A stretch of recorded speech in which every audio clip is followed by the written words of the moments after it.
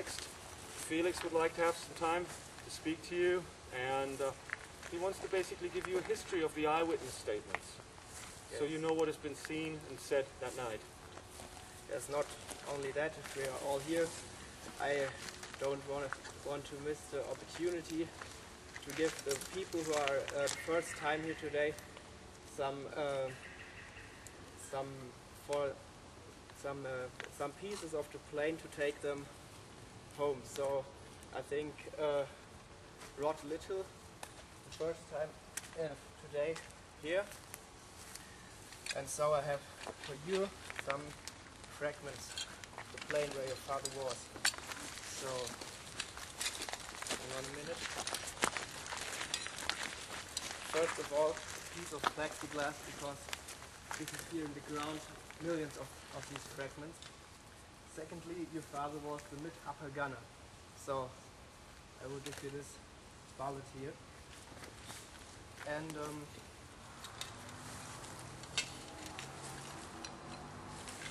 yes, also this piece with a serial number on it, so you have something which you can take home. Secondly, for you, sir, also some pieces, fragments, some pieces of aluminium, of course a piece of plexiglass, and this thing, I don't know how to call it in English, Knopf.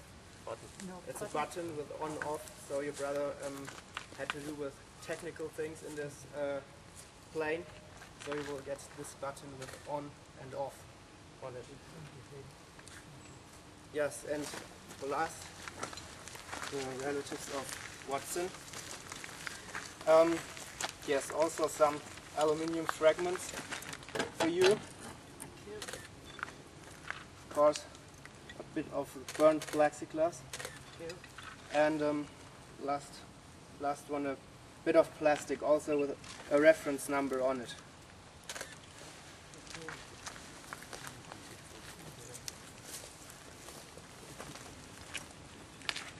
So now we all know this plane crashed here, and I don't want to miss it to give in general view what the eyewitnesses said when we had a talk with them in the end of 2009. Some facts are contradictional. I will tell you all. Yes, contradictional, because remember the whole thing is 67 years. It was 67 years ago, and these people are today 80 years old or older.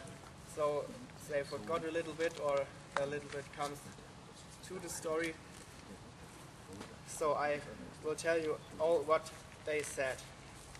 So the night from the 25th to the 26th November 1943 was a very lucid one. The air was clear, and one man said that he heard the air battle when he went out the cellar with his family. He heard in the air a shooting and an explosion and saw a ball of fire. Yes, another man was standing outside and saw the light bullets in the air, and all witnesses assume that the fall from the normal height such a plane had was not longer than 30 seconds. There are disagreements about the question from which direction the Lancaster came. Some witnesses say that it came from the village where you accommodated, from Lützelbach. Some others say it came from Mühlberg. This is a hill in the northwest of Brandau, more in this direction, I think. I'm not 100% sure. Yes, and after the impact of the wreck, it burned for 2 hours, and the exploding ammunition was heard in the village.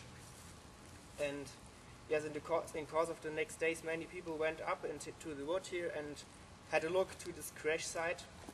And yeah, some people were immediately the next morning here, and they told us the following. The trees here were shaved off when the plane went down, and in the ground here at this position there was a crater. Yes, and in this crater there were the inner engines and the cockpit, and the outer engines were laying with the machine guns here around in the wood. And this crater was full of aluminium and plexiglass and gas, and it was impossible to identify a human body or other things. Yes. One of these engines, which was here in the wood, was lying until 1946 in, I think, in this part here. And the rear was lying 400 to 500 meters above on the hill.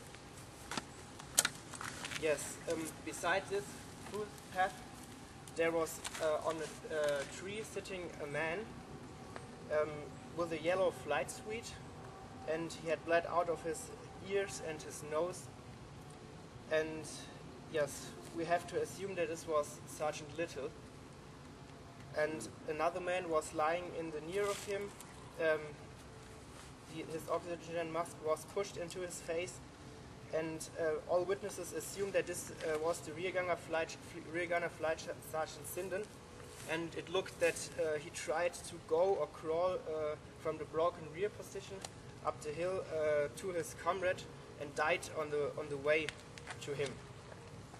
And because of the fact that these two bodies were relatively unscathed, it is possible that they tried to bail out with the parachute, but the bomber was too low for it, or there is the possibility that they were pulled out when the rear broke off, that they were pulled out by the slipstream which develops when such a rear breaks. Yes, both of them had no shoes on, and they wore blue socks. Yes, the other human body parts, they were spread over a wide range. This was also mentioned in this casualty inquiry investigation report, which the Royal Air Force made here in Brandau in 1947.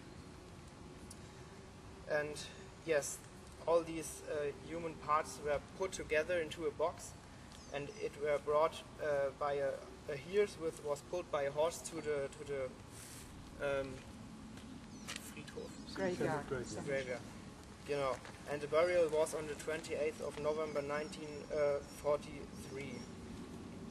Yes, and after some days the Luftwaffe came, cordoned this whole area, and they investigated the crash, transported or took the aluminium things away. Yes, and after a time, this place here, they were planted these fir trees because they are growing very fast. And yes, it was flattened, so because the crater was flattened, and yes, the fir trees were planted.